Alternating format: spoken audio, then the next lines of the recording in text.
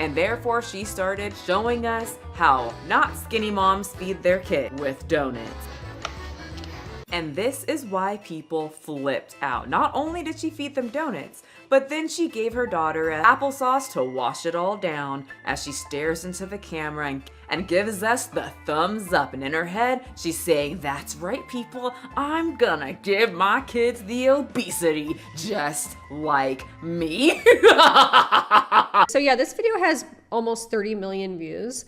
It has 700,000 likes, a ton of different shares, comments, and a majority of those comments are people telling her, please don't ever feed your child this. Okay, don't ever show yourself feeding your child this. Do not film this video. Why was this video even made? Please don't do this. That's unhealthy. What are you thinking? What is she thinking? Seriously, what the hell is she thinking? I just want to point out once again, look at all those likes, look at all those saves. And this comes after the viral video where she's feeding her kids donuts and everyone was literally calling for her to stop doing this. I feel like people caring about your kids and their health is not something that should be written off as, oh, you're bullying me. No, we want the best for your kids. We also don't want this kind of stuff spread on social media and defended by other parents. Do you know how scary that is, that other parents are defending this behavior? Do you know how bad that is? So I'm not on TikTok. So lately, I guess over the last 6 months, I've been watching more like videos about TikTok trends. Now think of a YouTuber like Funky Frogbait. Now her videos are a good example because they don't have the problems in which I'm going to discuss today, in that because she has left-wing politics and she can analyze systems that cause certain problems, you don't find that like wanting in her video. And that's why I think they're the best types of these videos. But there are so many channels dedicated to this. And I guess even I do this sometimes, and I guess I'm doing it today. But they will take a TikTok trend and break it down. And when you're watching this, it's easily compatible with a left-wing point of view. And I think like a lot of these creators are like generally left-wing, maybe not like really hardline and stuff.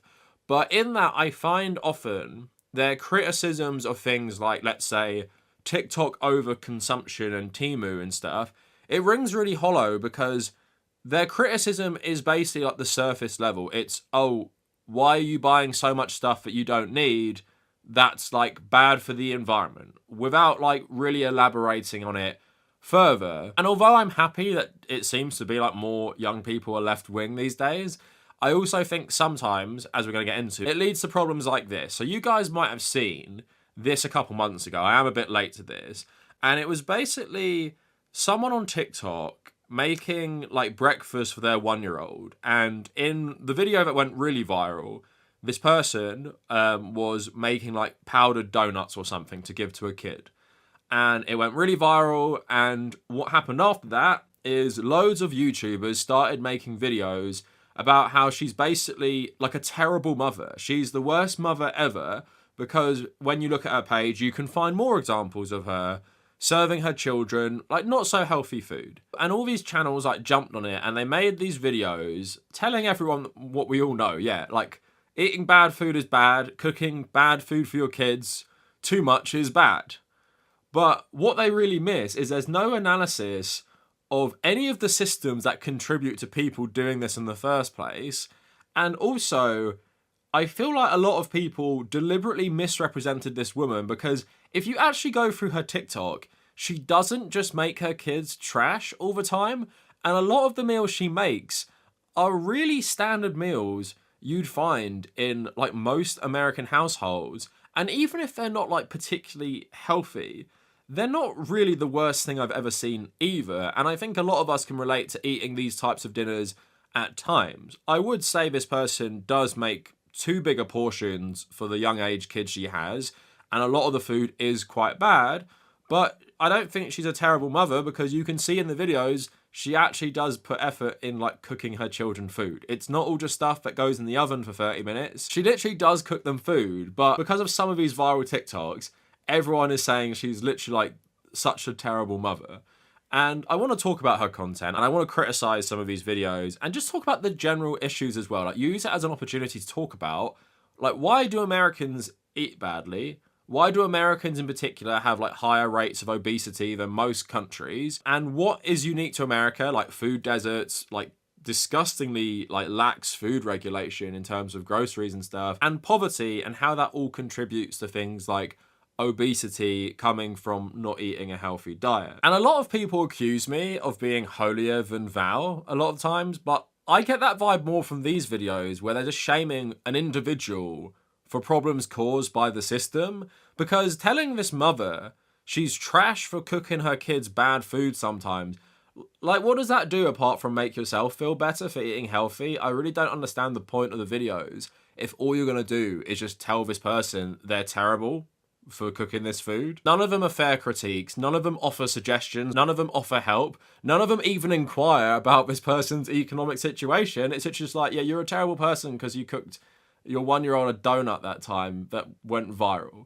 So gonna talk about all of this today. Please follow me on social media at the Kavernacle on mainly Threads and Blue Sky, but please check out my Instagram as well, my personal and my travel Instagram. And if you want to support my work, please check out the Patreon page where you can view videos ad-free. I should have done this ages ago, but I didn't know you could upload directly to Patreon. Shows how stupid I am. But also, you get access to the Discord server. So if you want to support my work, go and check that out. So TikTok creator Alex Babby97 has 408k followers, 19.2 million likes, and most of their videos revolve around them cooking dinner or cooking meals for her 3 children. And at times she's a single mum, and then another video she has like partners and stuff. So I don't know what the situation is there. But what she has been able to do through this is basically become like a self-employed creator, because she has like wish lists for food or just general wish lists for stuff for her children, and she makes money off the TikTok creator program. And that's probably in part because of the controversy around her content. Now, I've went through her content earlier today, and because you can't download the videos, I think it's a setting on TikTok you can turn on or off. I basically have written them down, so I'm not going to watch them right now, but I have watched all of the ones I'm going to show you. And let's just start with the 2 controversial ones. So there's 2 ones of her serving one of her children like these donuts, and another one of her giving like these massive bowls of sweets to her kids as well.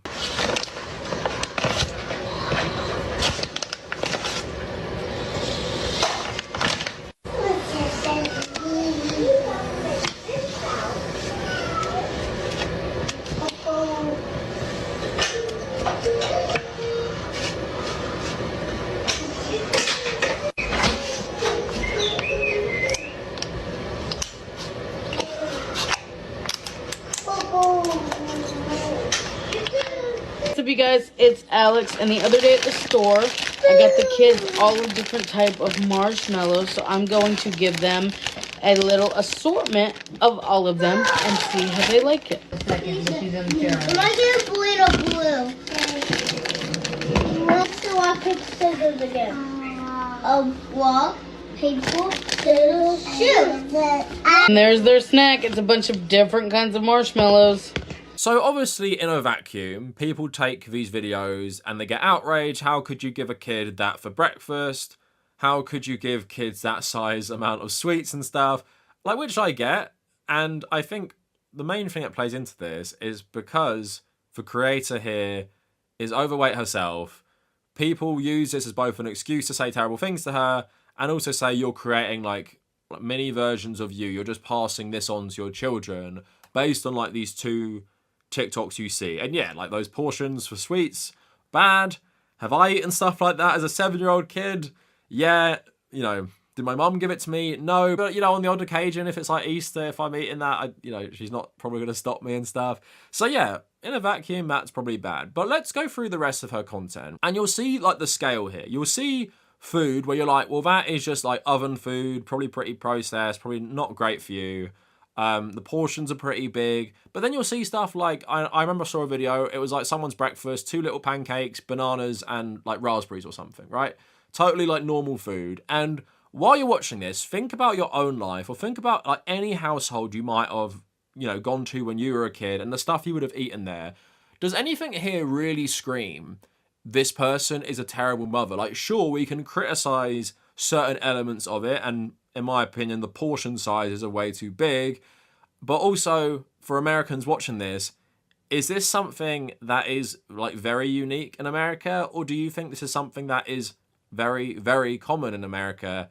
And focusing all your anger on this woman like she is a unique evil is pretty stupid. So have a look at these videos.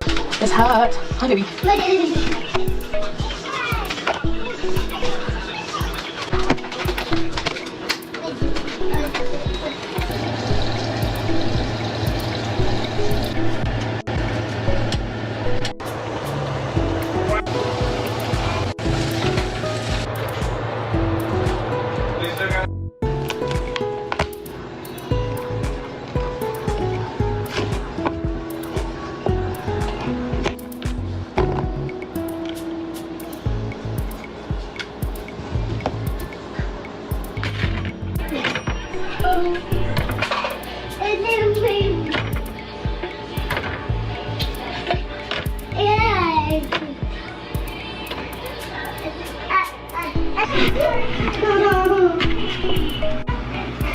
Where's your tray? Go get your tray, baby. Shoulders, knees, and toes.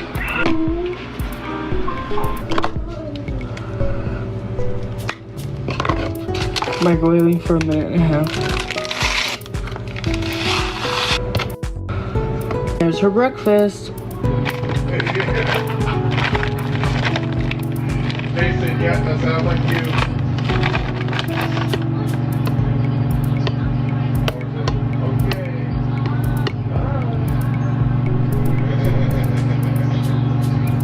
It's been a morning. This is Jason's. He's getting a paper plate, whatever.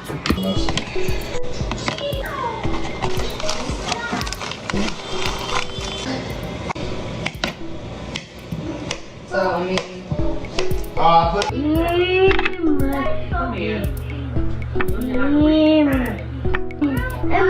I know, baby. So I'm plating her food here. When I came to drop it off, I was like, I'm gonna plate it here. Until you guys what she's getting.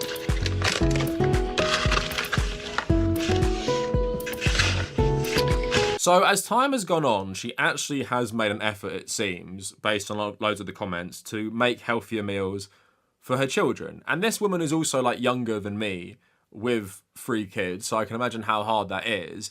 And like I said, before she started becoming a creator, we didn't really know her financial situation. Like, we don't know anything about her. So even calling her a terrible, like, abusive mum for sometimes feeding her kids junk or just not having, like, a really healthy diet, to me, you could even interpret as, like, a classist thing. Because as we're going to get into a bit later, obesity and poverty are linked already. And even if this person isn't from poverty, there's so many different factors in America which contribute to so many Americans, and it is most Americans, by the way, who are overweight, contributes to them having poor diets. And yeah, like I said, because this creator looks a certain way, people feel like because she's making her kids bad food, they can start being really horrible, right? And I definitely feel like if she looked different, people would probably ignore her, and I don't think you'd be getting viral videos about how she's the worst mum ever. So here's some of the comments for you. You should not be a mother. It seems that you are traumatized by your figure and you want to leave your children the same. Someone please stop her. Why is she feeding her child this crap? She's making her sick. She gonna look like mum? How cute. Like mother, like daughter. You are creating mini you. Aren't you just a bundle of joy? The future is bright for both of you. Sorry, but your kids will look like you, obese and not healthy. Take good care of them. You just want your kids to be obese like you. That's sad. If you're fat and sick, doesn't mean your children need to be the same. Disgusting. And these comments all have like thousands of likes, by the way. Your kids are only eating fat and sugar. They will get diagnosed with diabetes one day and look like you. So it's not just like the YouTubers I'm going to be talking about that have no, notion of things like class and like food politics. It's just everyone loves a punching bag. So here you have someone who's overweight, feeding her kids sometimes bad food, and they're like, I'll just say terrible things about you. Like, you're a terrible mother. You're fat and you're trying to make your kids fat as well. It's my excuse to make myself feel better. no sympathy at all, no empathy, no thinking about like why this is happening, or even if I have like the worst interpretation of it, like you are just feeding your kids pure garbage all the time. Like there's nothing going on in their heads that thinks maybe I should feel sympathetic to this person. And if this person was charismatic, like in very good shape and stuff, and was making the same food, I guarantee there wouldn't be a backlash like this. It's because a lot of people see an easy target. And now let's get into my problems with the content covering this stuff. Now, the videos on this person are just insane. Like, there's so many of them. The most unhealthy mum situation got worse. The most hated mum on TikTok. The worst parent on TikTok. The most unhealthy mum on the internet. TikTok's most hated mum. The worst mum on TikTok. Marshmallow mum, TikTok's highly controversial mummy vlogger. The most unhealthy mums on the internet. The most reported mum account on TikTok. And I've watched a lot of these videos today. And let's just say, none of them are sympathetic. And they're all just using it as an excuse to dunk on this person. But a lot of them, not all of them, because you would have seen, I think there's a few right-wing creators in there, they're using it as an opportunity to take the moral high ground to attack this person for feeding their children badly. Now, a lot of the sentiment I see as well is they say she's using her children for views. And what I would say to that is her children don't really feature in her content. Like, you don't really see them, right? That's why a lot of people are speculating they might be obese or whatever, but no one really knows because she doesn't really show them.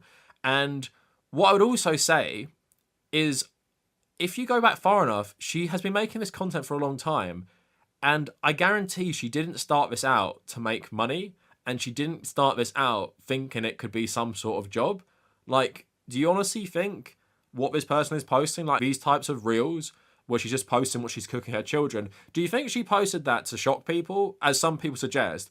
I would say no, because most of the videos are not shocking. They just look like a normal fucking dinner that someone made, right? Not particularly healthy, but a normal dinner you've seen a million people eat. So this has obviously been so exaggerated, and like I said, they're taking the moral high ground, and a lot of these channels try and cover stuff from more like a leftist angle, you know, about TikTok overconsumption, about all this stuff. About the Stanley Cup. I made a video about that as well, didn't I? And I was talking about consumer capitalism. But like I said, these people just say the things, but there isn't any like deeper analysis behind the things. So basically these videos boil down to mum is bad because she feeds her kids bad and she's probably using them for views. Now, this isn't because I think this video is the worst, but it's the one I watched first. And it's the one I watched thinking like, are you even saying anything about the situation? So it's from a channel called Kiki Chanel. Don't know much about this person, to be honest, but I did watch this video and it's how I discovered the topic. And what I found when I was watching this, beyond learning about what this trend was, it's just her, and it seems to be a trend as well, like watching the whole TikToks and just like barely reacting and saying some offhand stuff. And what she's saying is, of course, like really basic, but it's framing this person in like a very, very negative way. I will play you some of the video. Go watch it yourself. Make your own mind up. And like I said, no hate to this person in particular. I don't know anything about them, but just in terms of this video, as part of the broader trend of like dunking on this woman for what she cooks her children, I just found it like, you know, not gross or anything, but I just felt it lacking in terms of, are you actually trying to say anything about this issue?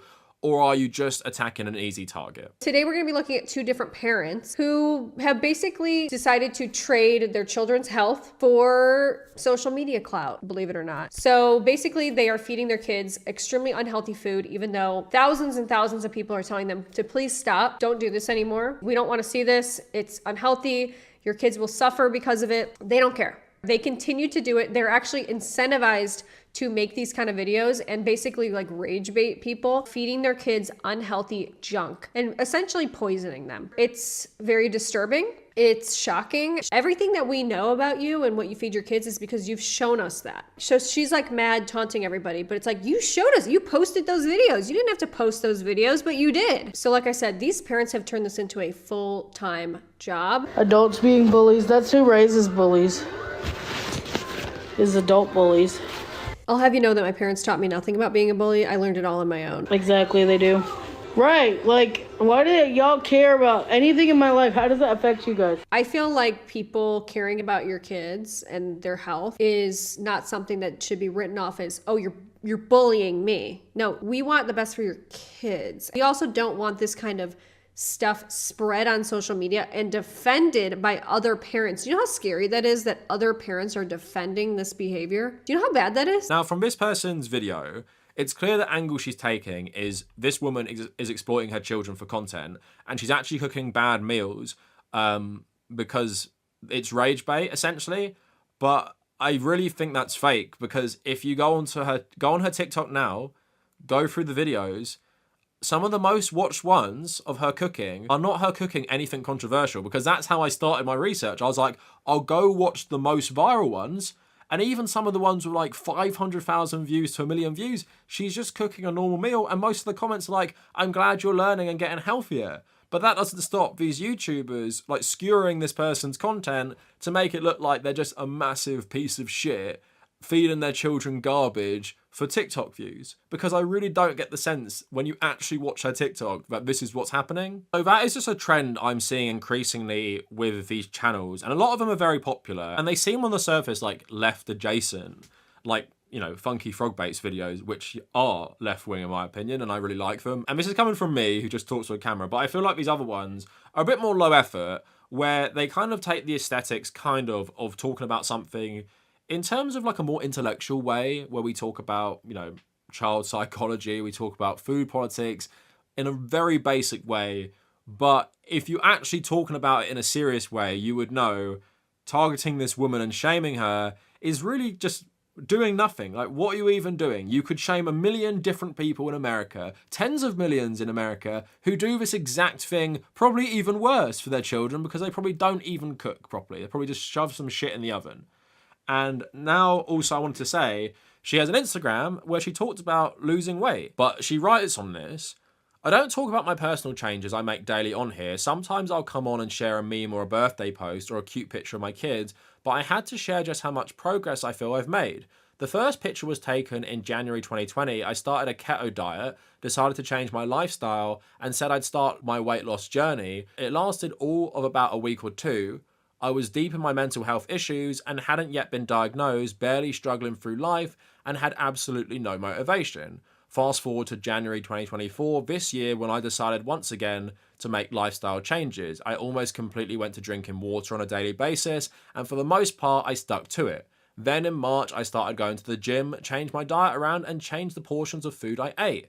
The picture on the right was taken May 28th, 2024, so recently. I have done so well on my journey this year. I've had some bumps in the road, and I've gotten off my diet a couple times, but this time I jumped right back on it. I'm proud to say I am at my lowest weight I've ever been since I can remember, and 35 pounds down from the weight I was when I got pregnant with Jace, you know, one of her children. I can only imagine I got heavier before I got smaller, so that's just the way I can actually measure. I'm sure I've lost more. I'm proud of me. I'm coming up on a year of having mental health help that I went and sought out myself, a year of medication I have taken daily, and a year of choosing me and choosing my children. I truly believe getting a handle on your mental health can be the first step to many positive life changes. I never realized just how much my mental health held me back until I looked in the mirror, May 28, and realized how much of a difference had been made. If you're trying to start a lifestyle change of any sort and think you can do it, let me be the first to tell you, you've got this. I'm so proud of me, I can hardly stand it, and I will continue to better myself for not only my happiness and health, but to live a long life for my children. Now, that's of course a nice post, and I'm sure a lot of you will say, that's great what she's done. But also I'd say a lot of you wouldn't say that, because based on these videos, you don't actually care about this person, even though you're framing it as like, I'm telling you because I know what's best for you. And like I said, people just don't know what's going on in people's lives. So you see a video of this woman, who again is younger than me with 3 children, so there's so much time for change and growth and learning things as you go. Again, having 3 young children. She's talking about like her mental health struggles, her weight struggles, and based on one video of her making her kids donuts, apparently she's the worst mum that has ever lived. I don't know about other people's parents, but I know a certain generation of parents definitely don't talk about mental health in this way. It seems like she's self-reflecting enough. And like I said, we just don't know what is going on here. So she's saying, you know, she's had all these struggles and now she's feeling better.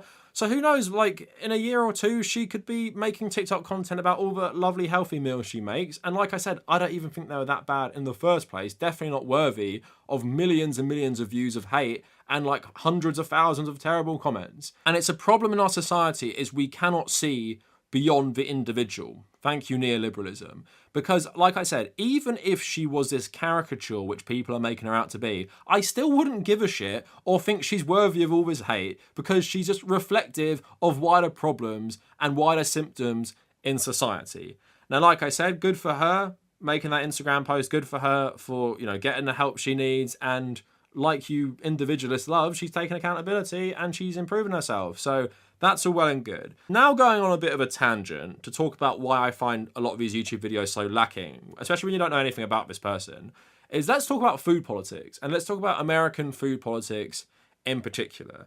And why don't I talk about myself for a second, right? So my parents both come from working class immigrant backgrounds, but my dad did really well in school, and he was one of the few people back then who went to university, and in the lovely socialist utopia that was pre-Margaret Thatcher destroying the UK, they actually paid him to go to university instead of getting, like, you know, thousands in student loan debt. So he went to university, got a good corporate job afterwards as well. So while my mum worked and he did at the same time, when they had my eldest brother, they decided that only my dad would work. And he, throughout his career, has climbed the corporate ladder. So with that, we've gone up in terms of, I guess, class as well. So you would say that, especially as I can remember, because I don't remember being younger, we've had a really middle class upbringing, and my mum was a stay-at-home mum.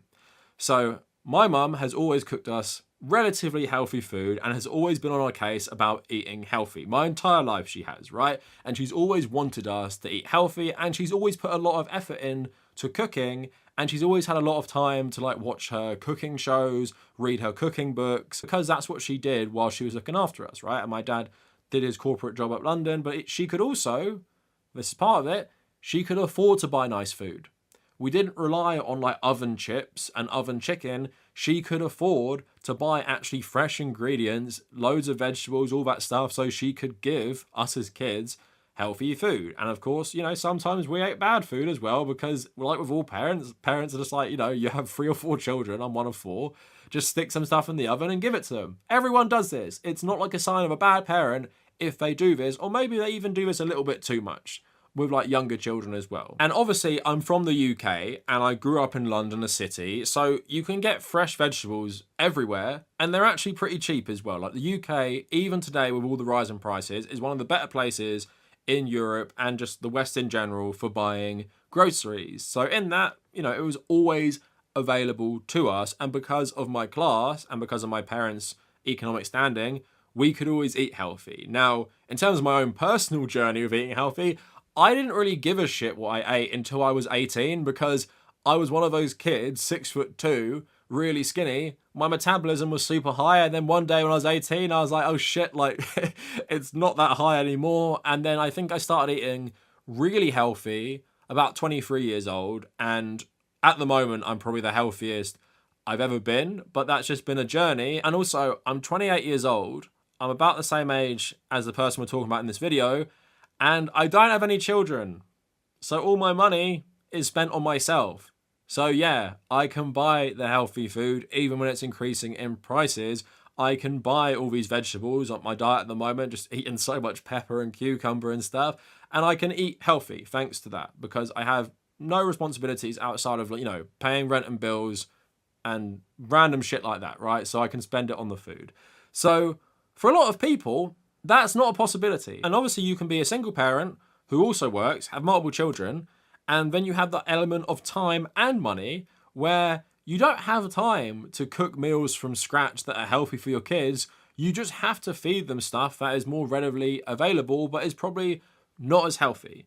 And for a lot of kids, just a simple fact they're getting a decent meal is a good thing, but a lot of kids in this country rely on school meals just because that food is either not available or their parents don't have time to just make it for them, right? And that's a sad fact of life. But in America, it's just so much more heightened, because America is just literally ground zero for neoliberal capitalist hell. So let's talk about food politics in America, and I want to talk about the quality of the groceries. So you guys might have seen this meme going round. Here is a comparison between Quaker Oats in the US and the UK. So look at all the extra shit that is in the US version. And countries in the EU, and now just the UK on its own, they have higher food regulation because they do food regulation better, and the food lobby or lobbies around various food products like corn in the US just haven't completely taken over politics yet. So that's why you get all this random shite in your bowl of porridge, which you feel like should be one of the things that has less stuff in it. And an article by Jennifer Shaw, Executive Director, Focus for Health, The American Food Supply Not Fit for European Consumption. The first major difference between food in the US and the EU is Europeans do not let known or suspected carcinogens, cancer-causing agents, in their food. For instance, the widespread use of potassium bromate and ADA, a whitening agent for cereal flour, are common in the US but are not allowed in the EU for human consumption. ADA is a dough conditioner to make the bread stay soft and spongy longer. It's also used to inject bubbles into certain plastics to manufacture soft, spongy goods such as yoga mats. Potassium bromate has been found in lab animal studies to increase benign and malignant tumours in the thyroid and cause significant increases in cancer of the animal's kidneys, thyroid, and other organs. The EU, Canada, and Brazil deemed this information enough to ban these products from their food supply. The US did not. So in the US, you're just eating that shit in your bread. Like something that can fucking kill you and give you cancer, that has been allowed in your bread. And, you know, this expounds on why. The important factor in differing the approach to food quality in the EU and US can be explained by their respective regulatory approaches. Europe takes a cautionary position and will pull a product or additive off the market if it has reason to believe it could cause harm, more of a better safe than sorry approach. The US operates under the innocent until proven guilty model, better known as, yeah, we'll wait until it actually kills a bunch of you to stop you eating it. And of course, the US situation is worsened by the fact that the US government relies on the companies producing the products to prove their own guilt. In addition to the regulation differences, citizens of the EU generally demand higher quality food than Americans. For this reason, American food companies produce healthier versions of their products to sell overseas, like Heinz, Quaker Oats, and Mountain Dew, have products with less chemical additives available for sale in European markets. These products are developed by US food producers because they know the products available for domestic use will not be accepted in Europe. Oh yeah, Americans, if you thought your country wasn't already cucked enough by capitalism, because of capitalism, you're also eating poison in stuff that shouldn't even be that bad for you. Like, you're literally eating it in your bread, and these corporations know, so they sell, and I can attest to this because I've had Mountain Dew from the US and Mountain Dew from the UK. It's completely different because they know Europeans, because there's better regulation and what they're used to, they won't just eat this fucking shit. So you guys eat the slop while the Europeans get the better stuff, and you guys will die earlier because of this, and you guys will have higher obesity rates.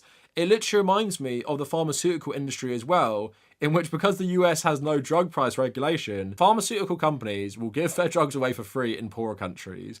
They'll abide by strict price regulation in the UK because they know they can jack up the prices massively in the United States to make all that lovely profit. Now, if we're talking about the economic situation more on an individual level, a lot of Americans say, like, oh, when I went to Europe, I ate more, but I lost weight because, yeah, your groceries are just so filled with extra crap.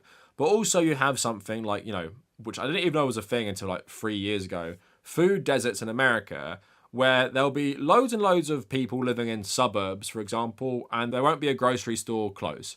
But there might be like a few dollar stores. There obviously will be a McDonald's or a Taco Bell, and it makes people more reliant on fast food. And of course, this is designed in a certain way because they want you to buy the fast food because these corporations basically own your government. But yeah, that's part of it. Like, so many people in America, you don't have access to fresh produce. And also, if you don't have access to fresh produce close, if you're doing a bulk shop at Walmart, for example, that you've drove an hour to, well, you're probably going to stock up more on frozen stuff and stuff that is more processed than the natural stuff that isn't even as good in the first place in many American states anyway. So that even contributes further to people relying on stuff that is unhealthy. Again, this is completely lacking from any analysis of this TikToker. Obviously, we don't know the situation, but no one even brought this up, that this could be a thing. And obviously, if you're raised in poverty and you don't have much money, you're going to rely on the brands that are even worse for you because they're cheaper. And just to link this even more, there was an article I read because Boris Johnson was big about talking about obesity. This is back in 2020. Larry Elliott from The Guardian writing, "Poverty causes obesity. Low-income families need to be better off to eat well," which should be obvious to everyone, but seemingly isn't because we individualize systemic problems so much. A paper by Alexander Bentley, Paul Ormerod, and Damien Ruck looks at how obesity evolved in the US between 1990 and 2015. In 1990, about 11% of a typical US state's population was classified as obese, and no state had an adult obesity rate of more than 15%. By 2015, there were several states, such as Mississippi, Alabama, and West Virginia, where the obesity rate was over 35%, and no state had an obesity rate of less than 20%. In one generation, the change has been so dramatic that the obesity rate in any US state in 2015 would have been an extreme outlier in the US in 1990. Mississippi, Alabama, and West Virginia are all among the poorer US states, so the paper also explored whether there was a link between income and obesity. It found that while there was no such correlation in 1990, there certainly was by 2015.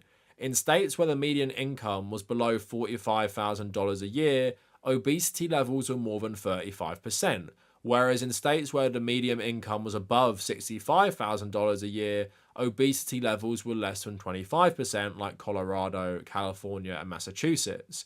This is a developed country phenomenon. In the developing world, calorific intake and obesity levels tend to be higher among the better off. It is also a recent phenomenon. Industrially processed foods with their high sugar and fat content have been available for more than a century, but it is only in the past 3 decades that the link between income and obesity has become so marked. The paper explores a number of reasons for the trend. One is that poor people have plenty of other things to worry about than being overweight. A second is that many low-income families live in food deserts and have to travel long distances to shops that sell these nutritious foods. More than 50 million people in the US live in low-income districts where there is no convenient access to a supermarket. A third is that an increasing number of low-income Americans have become hooked on processed foods with high sugar content, and in particular soft drinks containing high fructose corn syrup. Americans have been consuming refined sugar in food and drink since the 19th century, but it's only since the 1970s that it has been in the form of this high fructose corn syrup, which has increased from virtually zero per capita to 60 pounds per capita in the 3 decades between 1970 and 2000. It's become the main sweetener in soft drinks, and by 2016, sweetened beverages made up 9% of the household expenditure of low-income households in the US. The obesity and diabetes epidemic could be driven by the commercial oversupply and widespread marketing of inexpensive, high-sugar foods, especially high fructose corn syrup sweetened beverages, according to the paper. Of course, I like this because all of which suggests that an anti-obesity strategy based around trying to ensure children don't watch junk food ads, exhorting the overweight to take up jogging, and advising that it'd be a good idea to ditch the fizzy drinks for a glass of carrot juice is bound to fail. That approach often comes across as downright condescending and misses the point. And that's really the curse of neoliberalism, like these YouTubers have bought into. Like everything this woman has done in these TikToks is all down to her. It's because she's a shitty person. She chose to be a shitty person. She chose to cook that terrible food for her kids. She chose to give it to them. And even though we don't know anything about her, she should simply make better choices. Everyone could do that, couldn't they? You could all just buy salad instead, or you could buy fruit instead of donuts. Buy like fresh cuts of meat rather than processed frozen stuff. Why doesn't she do that? And that's what I mean. Neoliberal capitalism rots your brain where you think everything is down to an individual's choice. And the problems of the system are kind of like irrelevant, so you don't even think about them when we talk about this stuff. And we're talking about like high fructose corn syrup. The corn lobby in America is massive, and corn is grown all over America. Food regulations, food deserts, general poverty being worse, general healthcare being worse. And it's just insane to me in a country that is so ravaged by capitalism in basically every single way, it still has so many people just not seeing these issues. And like I said, that is the success of neoliberalism in the UK and the US. We just blame individuals. We blame shitty parents. We call people shit mums for serving their kids bad food, while not looking at why someone would do that. Like, why would this happen? And like I said, even if this mum was as terrible as all these people made out, I don't give a shit, because I don't blame her. I blame the system, and I blame people not having a choice under capitalism. Because newsflash everyone, under capitalism, you don't have free will. Anyway, that is it for the video. Let me know what you guys think down in the comments, and if you made it this far, thank you for watching.